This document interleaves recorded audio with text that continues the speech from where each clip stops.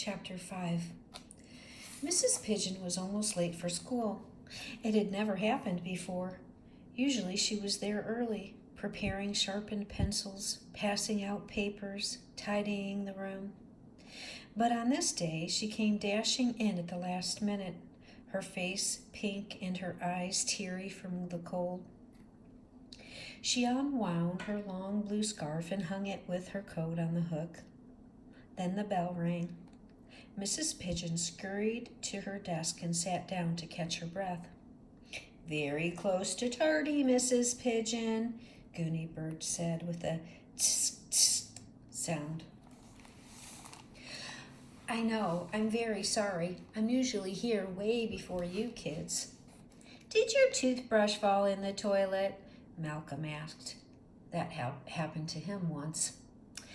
"Did you have a very, very hard time choosing what to wear, and you started to cry because you finally had to wear your red sweater, which you absolutely hated?" asked Chelsea.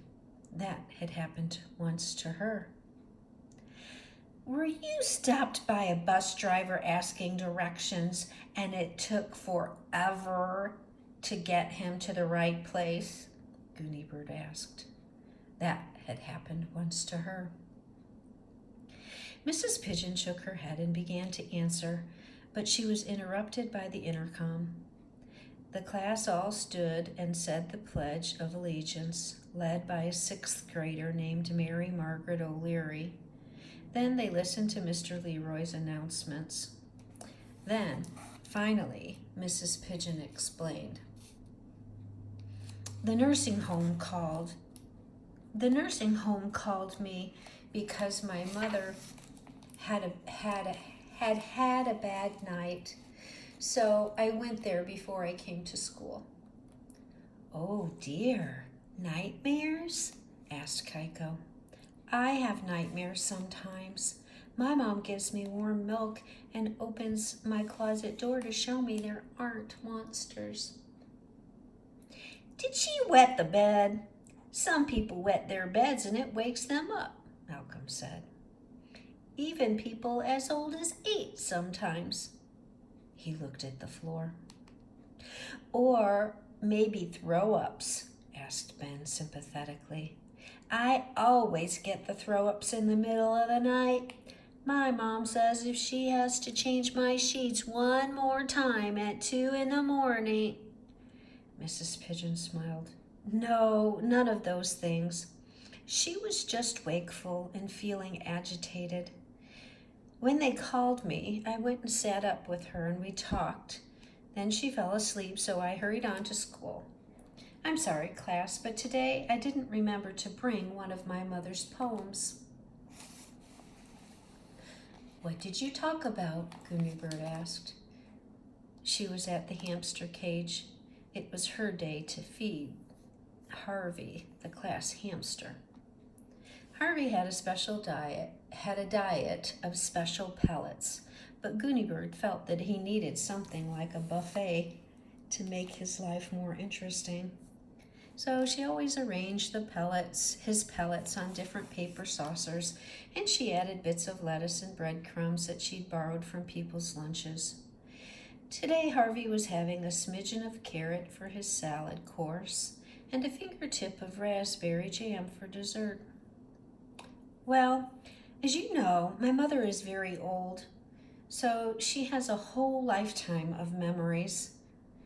I asked her to tell me some of the childhood things she remembered as the happiest." "What did your mom say that?" Felicia Ann asked.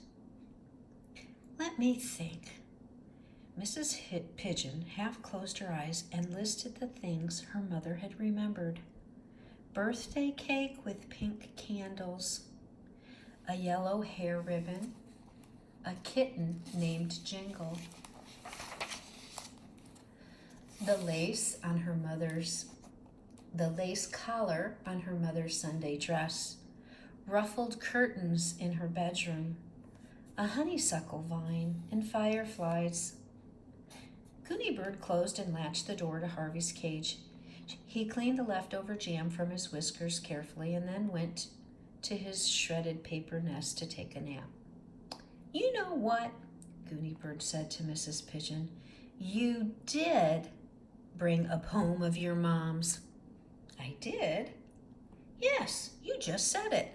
That list of memories. It was just like a poem. If you wrote the memories down on a paper and gave it a title like Mom's Memories, it would even look like a poem. Mrs. Pigeon thought for a moment and then smiled. I believe you're right, Gooney Bird. Maybe today at writing time we could each do a list poem. I'll put some ideas for lists here on the board so you can be thinking in advance. But now we'll get out our spelling. Mrs. Pigeon wrote 4 suggestions on the board. Happy memories. These things make me laugh. Nightmares. Lunches I love.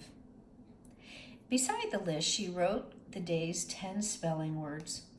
Ready, across, thought, brave, through, because, family, towel, clown, mouse. The children all bent over their desks copying the words, but they couldn't pay attention to the spelling.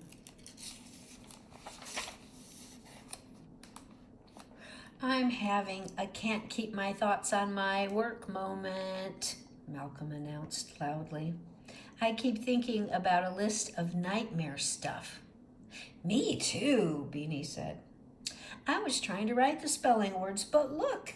She held up her paper and everyone could see the eraser marks. I kept thinking about things that make me laugh.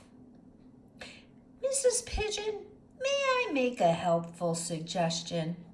Gooney Bird had her hand raised. Today she was wearing her diamond ring. It wasn't a real diamond, but it looked like one. It was large and sparkly. Sometimes she let the other girls borrow it. Never boys, though. Of course, said the teacher. What is it? We could combine the spelling words with the list poems. Everybody could try to include some of the spelling words in a poem.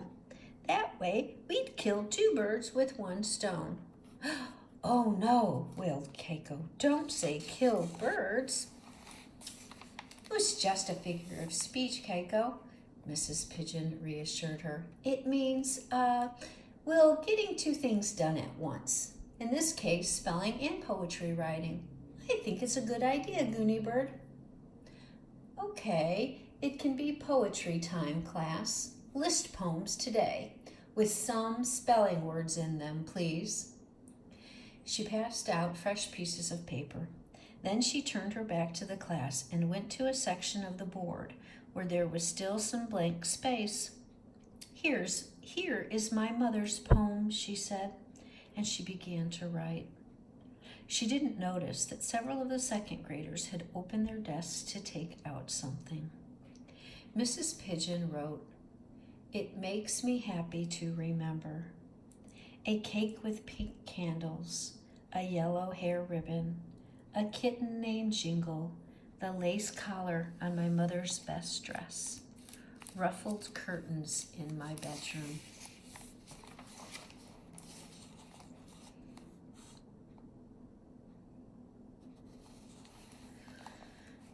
The fragrance of honeysuckle and fireflies on summer evenings. So many fireflies. I wonder where the fireflies have gone. When she had finished, she turned to the class. To Mrs. Pigeon's amazement, 7 children, she counted them.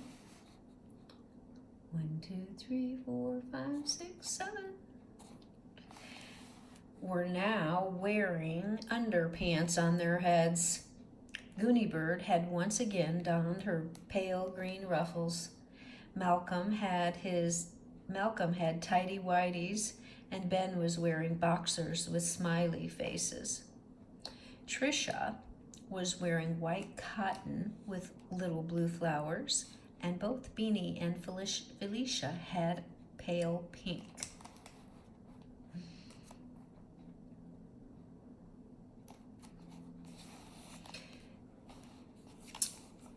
Chelsea, Miss Pidgeon said, "What is that on your head?" "Thong," Chelsea explained. "Borrowed from my mom." "And it helps?" "Oh, yes," all the children said. "Warms the brain."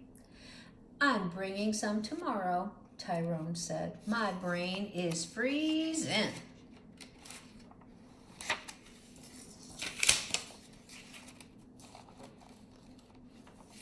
We're going to stop there for today.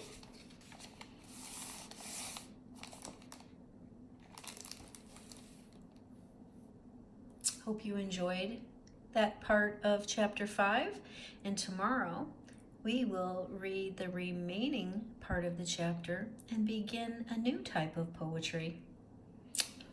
Don't forget your limericks to have them done and ready.